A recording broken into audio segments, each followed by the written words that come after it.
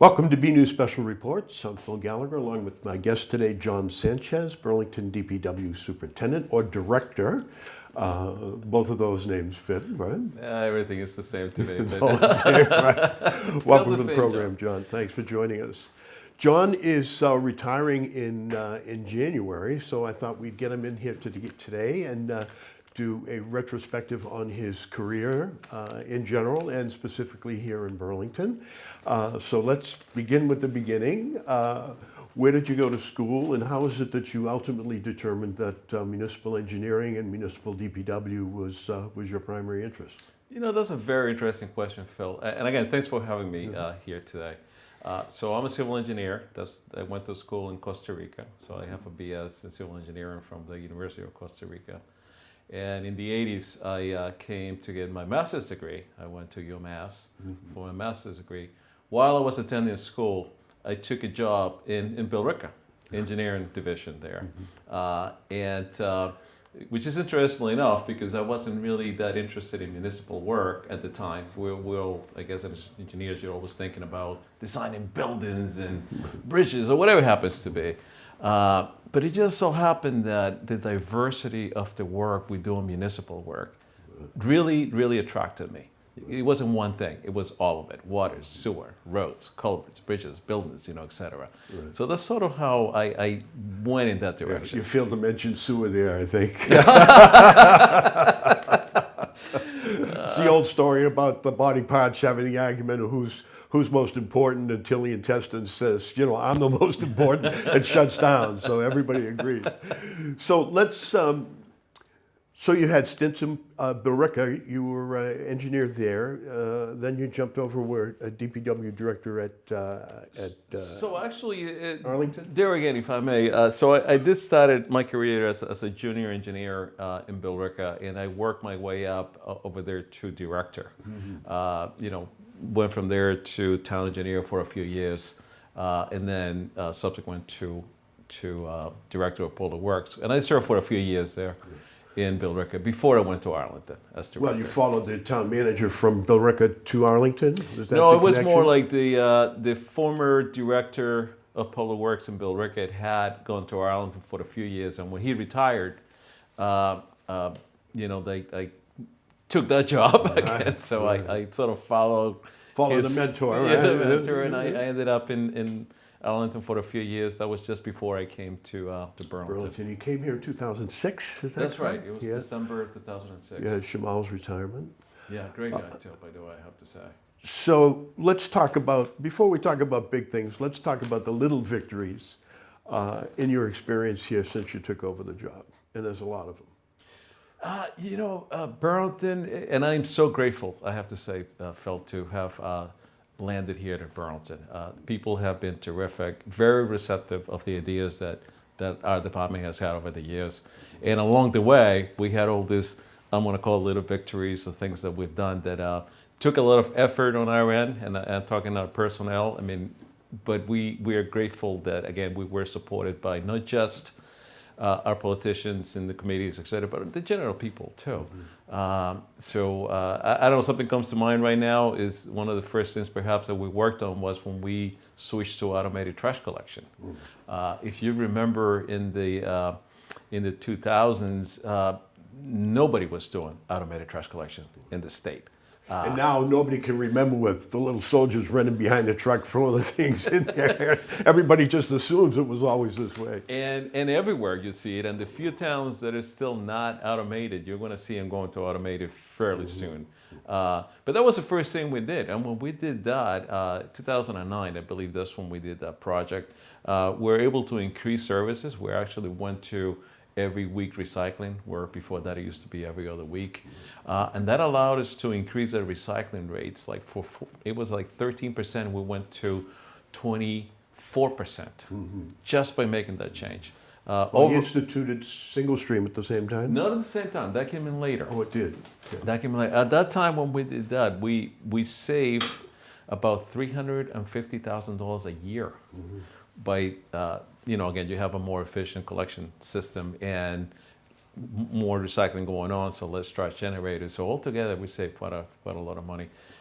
it was a few years later we went to a single stream recycling. And again, at that point, we increased recycling slightly. It was like 2%. I think we went to 26% at that time. And we've been staying around there since we made that switch.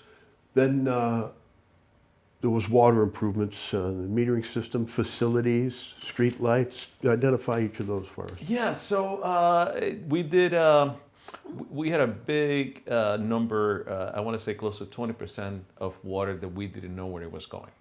I mean, when you think about 20% and we're producing 1 billion gallons of water a year, that is 200 million gallons of water. To put it in perspective, the Senate Street tank that you see over there, that has, I believe, it's like 200,000 gallons worth of water. Well, we're losing 200 million a year. Now, we knew we were not losing it. We knew we didn't have leaks. We knew it was the meters. So it was a project. We started testing meters to see how they were tested in comparison to a true volume. And we knew that we were losing the value through the meters. So that started that project. And that was very successful because now residents know how much they're using. Everybody's built accordingly. And we were able to reduce that number to below 5%, which is great when it comes to Could be water. system-wide leaks. In Correct. that case, And you have also hydrant issues. flushing, things of that Right. sort. There's a few other things that, in fact, the state says if you are below 10%, you're good. So 5% was like substantially good. Right, right. Now, what about lighting and facilities? Talk to us about facilities. That was always a fractured kind of responsibility amongst the various departments in town. Yeah, that at one point, 2014, leading to 2014, before then, if you recall, every department sort of did their own thing. Like if I had a Public Works building that needed work, I worked on it. Fire department will do the same, and I could go, all the departments did it. And then John Petrin approached us at the DPW to see if we will handle facilities and reorganize it at that time. If you remember, we had a few part-time employees that did some of the work, and there was a desire to actually manage facilities. And so in 2014, we took over all the town buildings. Yeah. And what and you also took over the schools at some No, point? not the schools. Not yet? No, Okay. we do work with the school department, but they do have their own facilities department. So what efficiencies resulted in terms of money saved and time and effort in terms of consolidating all of that in the DPW? So what we worked on at the time was first we identified what the issues with the buildings were, and there were plenty of issues. And I had a slide show that I showed at the time. It was actually sort of hilarious how you'll go to a place and there will be a fan and you hear the fan running, but of course the fan wasn't really working. And then when we open it up, they said, well, there's no belt. And I don't mean that the belt is broken. I mean, there is no belt. So there were a lot of those things. First we tried to correct that. We had leaks in the police department.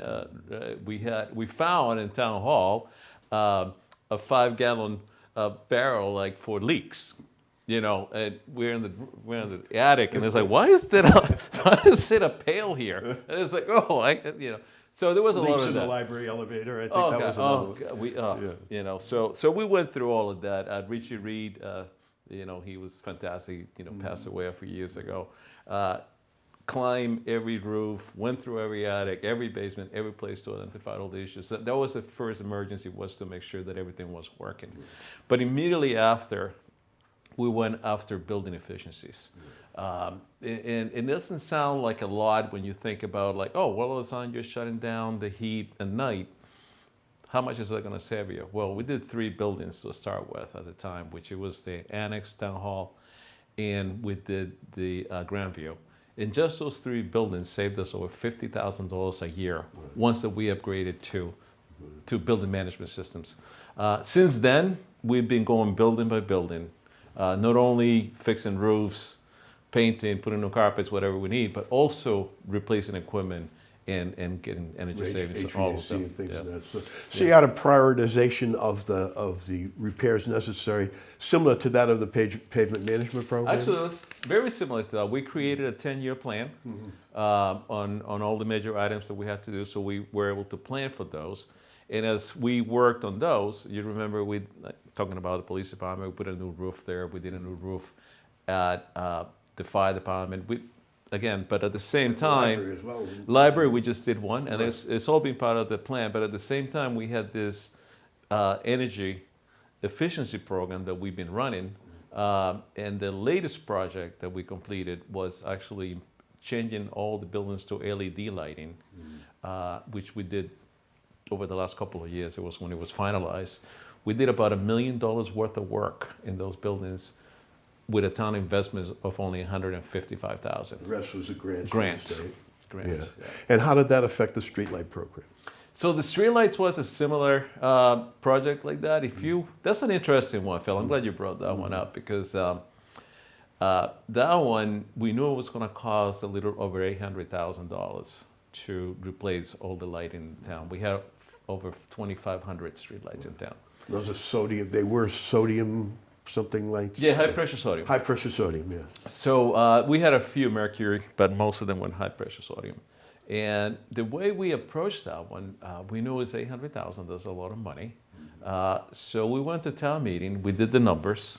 That's something engineers are good at. So, and it's like, if we actually get the energy savings from the watts of energy that we're using in this, we're going to be able to pay for new lights. So we actually went to town meeting and we asked town meeting to approve borrowing the money, and we will pay out of our energy savings, which is sort of unique when you think pay about it. the bond back. Normally you borrow and you pay for capital separately, but we said we're so confident that we're going to save the money that we're going to pay it out of our own budget. And the truth is, in FY13, which is the budget that we have this year, current budget, our line item for streetlights that we asked town meeting to fund is actually less money than what it was in 2011. Really? And we are paying for the lights. Right. And this is what, 9, 12, 11 years later? So 10 years later. Well, the Yeah. lights are about 5 years, but the amount of money that we are asking town meeting to fund is actually less, yet we have no lights. Right. So a very successful project. We own the lights, We do, correct? yes. We own them on, we had rented, we paid annual rental to Edison or whomever it was. When did that occur? That happened before, Before me your- coming in here. Right, Yes, right. we in 2006 when we came in and we started managing both street lights and traffic lights, because traffic lights used to be a little random. Also, people will call a contractor to come in and fix them, and we went to that time it was Board Mercier, and we said, listen, we'll manage the street lights as well as the traffic lights. Now, I just read an article about Massachusetts and potholes, about here we're kind of the leaders in the nation of potholes, which, part of the climate here. You have frost heaves, et cetera, and we have a lot of traffic on what essentially were old cow paths that were converted to roads. But tell us about our pavement management program and how does it work in terms of, the residents seeing improvements to their roadways. Well, first of all, Phil, I want to say I'm very proud of what our engineering department does with the pavement management program in town. I think we have one of the best roadway system by a municipality. I mean, and we put ourselves to compare against anybody who want to compare us to. And the way that we got to the point we are, of course, require funding, which we're very grateful that town meeting has helped us with that. But also approaching it from not the worst road first, but actually the one that is most efficient first, which is sort of complicated to understand at times. Because you may see us paving a road that you may think that it doesn't need to be paved, as opposed to one that perhaps is already failed. And the reason we do that is, financially, is a lot cheaper to maintain a road in good condition every 10 or 15 years than to repair one that is already failed. So we do a mix of both. Right. We try to make, it's like a car, and I always use this analogy. Preventative maintenance. If you do your oil change, you're gonna get that engine going. If you have to replace a transmission, you may wait on that because it's already dead. So, and with that approach, once that you save enough money by maintaining roads and condition, there was always gonna be money to fix the bad ones. And that's what we've been doing over the years, and I think Now we that's have. Tom Hayes and Megan Cavalier, correct? So Tom Hayes runs the entire program. Megan is the assistant town engineer right now. And they're very good at it. Every year they check a third of our roads in town. They physically go to 1/3 of our roads and review the condition on it. So as we propose a plan, we know what they look like over the last couple of years. So it's not that we're going blind at it. We know exactly what the entire network looks like as we issue the plan And for next what year. is the scope? What is the dimension of the roadway system in Burlington? I mean, how many miles are they responsible for? So we have, inspecting? we have 105 miles of roads in town. More lane miles, of course, than 105 because we have Mole Road, we have the Turnpike. Those are pretty wide roads. But yeah, it was 105. It's a lot of miles.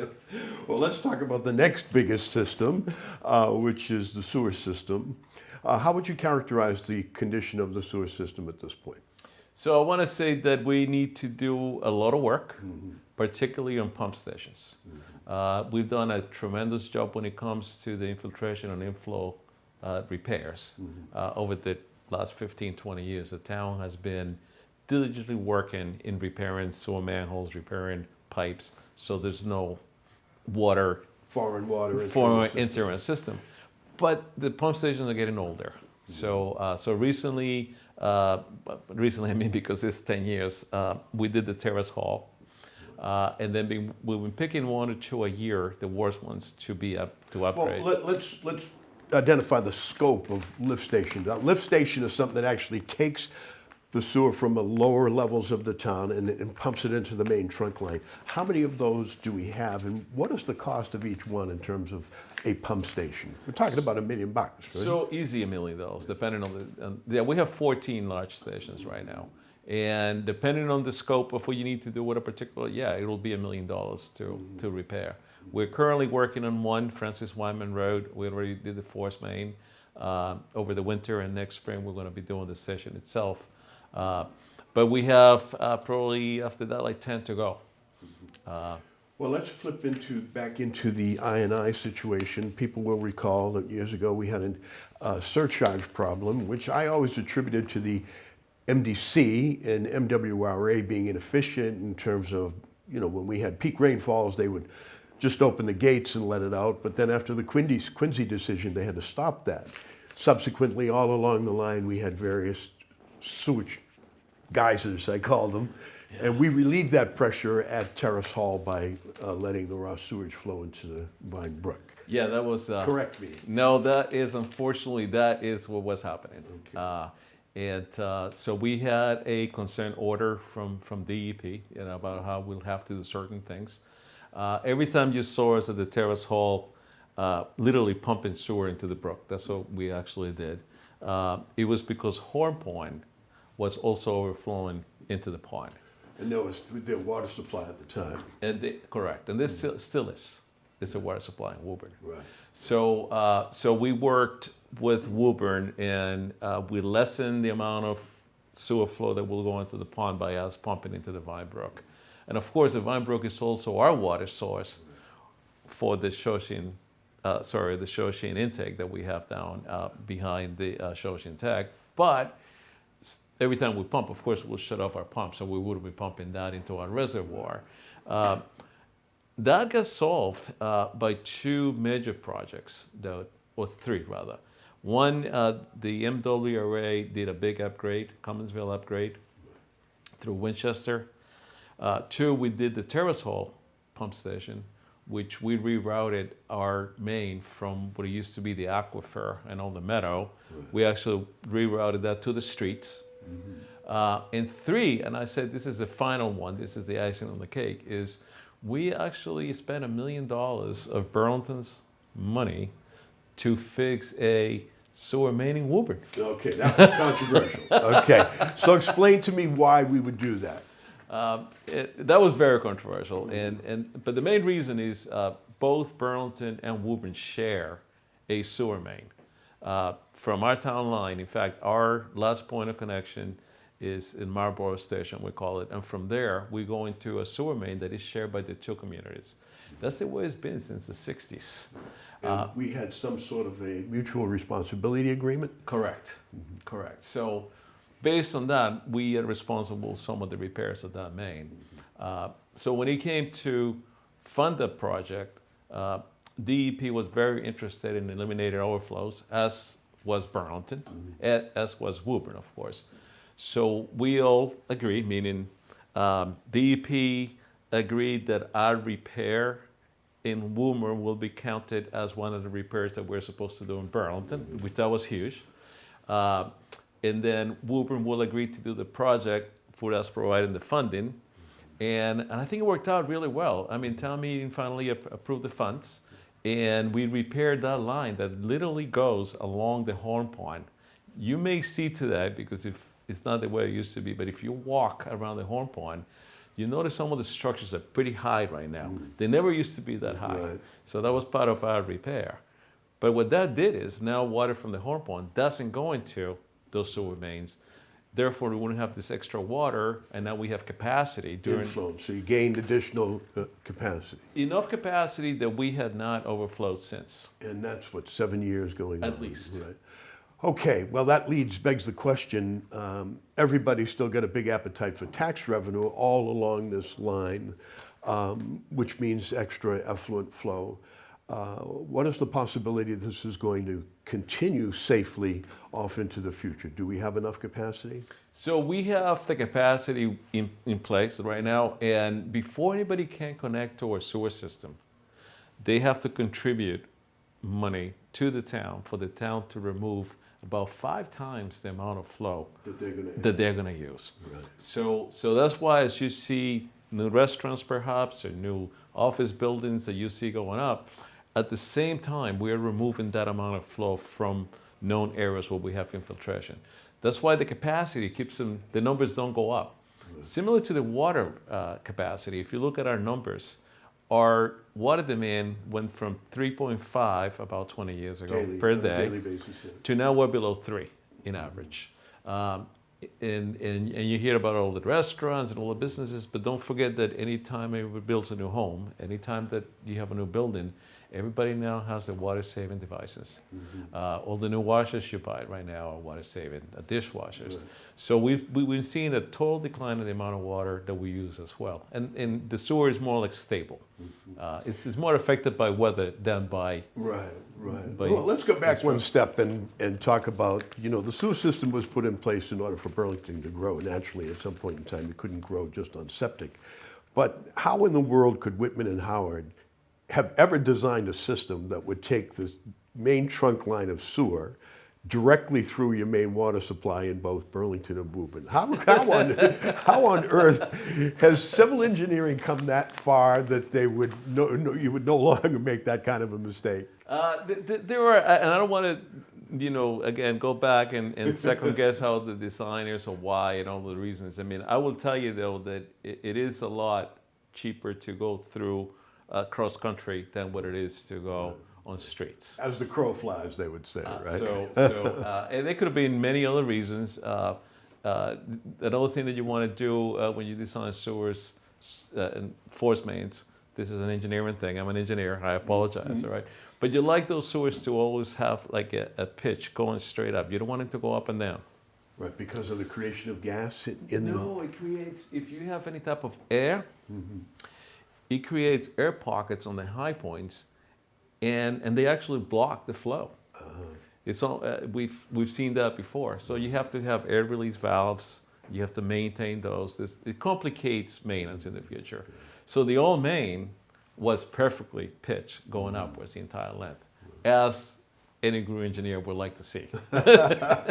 Well, let's talk about catastrophes in the DPW department. In your reign here, I use that facetiously, naturally.